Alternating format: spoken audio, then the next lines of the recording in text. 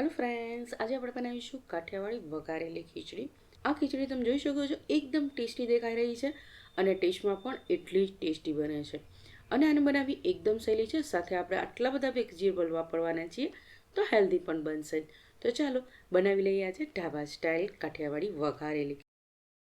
તો સૌથી પહેલાં આપણે અહીંયા વઘારેલી ખીચડી બનાવવા માટે અડધો કપ જેટલા ચોખા અને અડધો કપ જેટલી મગની ફોતરાવાળી દાળ લઈ લેવાની છે.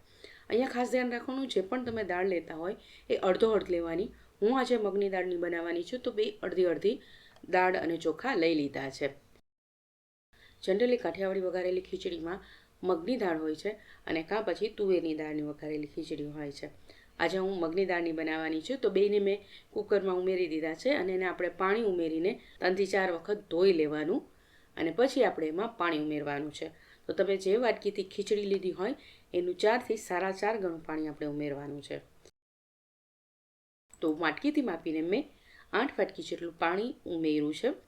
અહીંયા ખાસ તમારે ધ્યાન રાખવાનું, જે પણ વાટકીથી ખીચડી માપતા હોય એ વાટકીથી તમારે 4 થી 4.5 ગણું પાણી ઉમેરવાનું. મેં અહીંયા 2 વાટકી થઈને મગ અને ખીચડી લીધા છે તો એ પ્રમાણે હું 8 વાટકી જેટલું પાણી ઉમેરી દઉં છું. સાથે ટેસ્ટ પ્રમાણે મીઠું ઉમેરી દીધું છે અને 1/4 ચમચી જેટલી હળદર ઉમેરી દીધી છે અને આને સરસ મિક્સ કરી દેવાનું છે. હવે મિક્સ કરી લીધા પછી કુકરને ઢાંકી દેવાનું છે અને અડધો કલાક આપણે આને પલાળવા દેવાનું છે. મિનિમમ એને 20 મિનિટ પલાળવા દેજો અને મેક્સિમમ એને અડધો કલાક પલાળવા દેજો. હવે એને મીડિયમ ગેસ ઉપર આપણે 4 વિસલ વગાડી લેવાની છે. 4 વિસલ વાગી જાય એટલે ગેસ બંધ કરીને એને જાતે જ ઠંડુ થવા દેવાનું. 15 થી 20 મિનિટ ઠંડુ થતાં વાર લાગશે. હવે વઘાર કરી લઈએ. તો તેના માટે કડાઈમાં 2 નાની ચમચી તેલ લેવાનું અને 2 નાની ચમચી જેટલું ઘી ઉમેરવાનું. ઘી અને તેલ ગરમ થઈ જાય ત્યારે આપણે એમાં સૂકા મસાલા ઉમેરવાના છે. તો 4 થી 5 મરી લીધા છે, 3 થી 4 લવિંગ, 1 બાદિયું, 1 તમાલપત્ર, 1 સૂકું મરચું, તજ અને થોડીક હિંગ લીધી છે. અહીંયા તમારે જીરું કે રાઈ ઉમેરવી હોય તો તે પણ તેલમાં અત્યારે ઉમેરી દેવાની અને આ બધું સરસ ફૂટવાઈ જાય ત્યાં સુધી આપણે એને ફૂટવા દેવાનું તેલમાં. હવે આમાં આપણે શાકભાજી ઉમેરવાના છે. તો મેં આટલી મોટી થાળી ભરીને શાકભાજી લીધું છે. એમાં એક મીડિયમ સાઇઝનું બટેકું લીધું છે. શાકભાજી અહીંયા તમને ભાવે એ લઈ શકો છો, જે ભાવતું હોય તો તમારે ઉમેરી દેવાનું. એક મીડિયમ સાઇઝનું ગાજર લીધું છે, થોડીક દૂધી લીધી છે, 1 કપ જેટલી દૂધી લીધી છે, સાથે ફણસી લીધી છે. એ બધું અત્યારે આમાં ઉમેરી દઈ. જે વસ્તુને ચડતા વાર લાગે એ શાકભાજી પહેલાં ઉમેરી દેવાનું અને જેને ઓછી ચડતા વાર લાગે એને પાછળથી ઉમેરવાનું. મેં અહીંયા વટાણા અને મકાઈ છે તે ફ્રોઝન લીધી છે એટલે એને ચડતા વાર નહીં લાગે, એટલે હું પાછળથી ઉમેરી દઈશ. તો મેં અહીંયા મીઠું ઉમેરી દીધું છે અને સાથે આપણે અહીંયા થોડીક હળદર ઉમેરી દઈશું. 1/4 ચમચી જેટલી હળદર ઉમેરી દેવાની છે અને આને મિક્સ કરી દેવાનું છે. ઢાંકી દેવાનું અને એને ચડવા દેવાનું છે. આપણે 4 થી 5 મિનિટ કે પછી શાકભાજી 80% ચડી જાય ત્યાં સુધી આપણે એને ચડવા દેવાનું છે. તમે જોઈ શકો છો 80% શાકભાજી ચડી ગયા છે તો આપણે એટલા જ ચડવા દેવાના છે એને. તો હવે એમાં આપણે કેપ્સિકમ જે બાકી રાખ્યા હતા તે ઉમેરી દેવાનું. સાથે મકાઈ અને ફ્રોઝન વટાણા બંને લીધા છે તે પણ ઉમેરી દઈએ. હવે અહીંયા શાકભાજી તમને જેટલા જોતા હોય એટલા લેવાના. મેં અહીંયા ટોટલ બધું વાટકીથી માપીએ તો એક નાની વાટકી જેટલું આ બધું શાકભાજી લીધું હતું. જેટલું આપણે ચોખા લીધા હતા અને જેટલું જ આપણે મગની દાળ લીધી છે એટલી જ એક વાટકી મેં આખી ભરીને આ બધા શાકભાજી લીધા છે. તમને જેટલા ભાવે અને જે ભાવે તે ઉમેરી શકાય. ઇવન તમે આમાં રીંગણ, ગલકું એ પણ ઉમેરી શકો છો. હવે મેં અહીંયા 1 વાટકી જેટલા સિંગદાણાને પલાળીને રાખી દીધા હતા ગરમ પાણીમાં.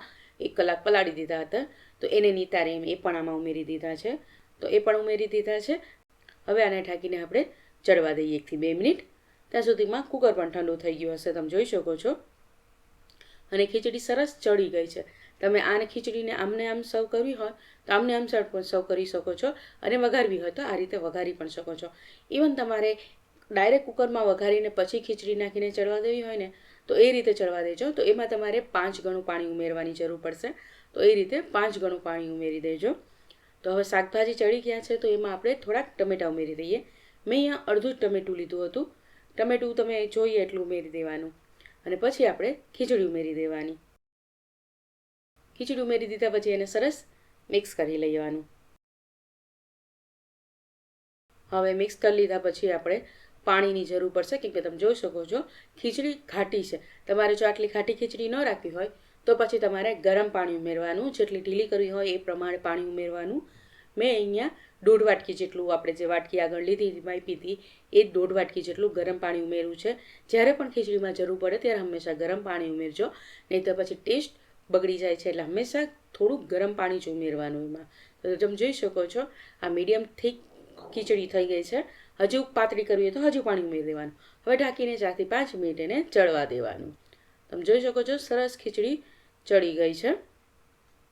આપણે આટલી જ ખીચડી ચડવા દેવાની, વધારે પડતી ખીચડી ચડવા દેવાની જરૂર નથી. એક વખત મિક્સ કરી લેવાનું. હવે મિક્સ કરી લીધા પછી એક ઉપરથી વઘાર કરવાનો, જેથી ટેસ્ટ 3 ગણો વધી જશે. તો તેના માટે 1 મોટી ચમચી તેલ અને 1 મોટી ચમચી ઘી ગરમ કર્યું છે, અને એમાં અડધી નાની ચમચી રાઈ, અડધી નાની ચમચી જીરું, આ બંનેને ફૂટવા દેવાનું. સરસ ફૂટી જાય ત્યાં સુધી એને ફૂટવા દેવાનું. પછી લીમડો ઉમેરી દેવાનો, તીખાસ પ્રમાણે લીલા મરચાં ઉમેરી દેવાના. તમે નાની કટકી કરો તો નાની કટકી પણ ઉમેરી દેવાની. અને સાથે અહીંયા 2 મોટી ચમચી આદુ મરચાંની પેસ્ટ ઉમેરી છે. જો તમારે લસણ કે ડુંગળી ખાવી હોય તો લસણ ને ડુંગળી બંને અત્યારે ઉમેરી દેવાનું અને બંનેને ચડવા દેવાનું. આછા ગુલાબી રંગનું થઈ જાય ત્યાં સુધી ચડવા દેવાનું. પણ આજે મેં લસણ ડુંગળી વગરની બનાવ્યું છે, એટલે મેં અંદર લસણ ડુંગળી નથી નાખી. સાથે 1 નાની ચમચી કાશ્મીરી લાલ મરચું કે પછી તીખાસ પ્રમાણે લાલ મરચું, સાથે 1 મોટી ચમચી જેટલો સાંભાર મસાલો ઉમેરી દેવાનો. જો સાંભાર મસાલો તમને ન મળે તો પછી તમારે એની જગ્યાએ પાઉંભાજી મસાલો લઈ લેવાનો, અને 1 મોટી ચમચી જેટલો ધાણા જીરું ઉમેરી દેવાનું. અને બધી વસ્તુને સરસ મિક્સ કરી લેવાની. અહીંયા સૂકા મસાલા ઉમેરો ત્યારે ખાસ ધ્યાન રાખજો, તેલ બહુ ગરમ ના હોય તેનું ખાસ ધ્યાન રાખજો, ને કે લાલ મરચું બળી જશે. એટલે ગેસ બંધ કરીને પછી જ મસાલા ઉમેરજો અને સરસ મિક્સ કરી લેજો. અને પછી એને ખીચડી આવી રીતે મિક્સ કરીને ડાયરેક્ટ આ ખીચડી ઉપર જ બધી વસ્તુ ઉમેરીને એને મિક્સ કરી લેવાનું. તો તમે જોઈ શકો છો સરસ મજાની ખીચડી બનીને તૈયાર થઈ ગઈ છે. આ રીતે બનેલી ખીચડી, ઢાબા સ્ટાઇલ ખીચડી બહુ જ ટેસ્ટી લાગશે, સાથે હેલ્ધી પણ બને છે. તો આ રીતે ચોક્કસથી આ ઢાબા સ્ટાઇલ ખીચડી બનાવવાની ટ્રાય કરજો, તમને ખૂબ જ પસંદ આવશે. લાસ્ટમાં મેં થોડાક ધાણા ભાજી ઉમેરી દીધા છે અને ગરમ ગરમ જ એને સર્વ કરી લઈએ. આને તમે પાપડ, છાશ, ડુંગળી સાથે સર્વ કરી શકો છો, લીલી ડુંગળી સાથે સર્વ કરી શકો. તો ચોક્કસથી ટ્રાય કરજો ને કમેન્ટ કરીને કહેજો કે રેસિપી કેવી લાગી. રેસિપી સારી લાગી હોય તો વિડીયોને લાઇક, શેર કરી દેજો, ચેનલને સબસ્ક્રાઈબ કરી દેજો અને ફેસબુકમાં ફોલો જરૂરથી કરી દેજો. તો તમે એન્જોય કરો આ કાઠિયાવાડી ઢાબા સ્ટાઇલ વઘારેલી ખીચડી. આપણે મળીશું નેક્સ્ટ રેસિપી સાથે. ત્યાં સુધી આવજો. Bye bye. Thank you. જય શ્રી કૃષ્ણ.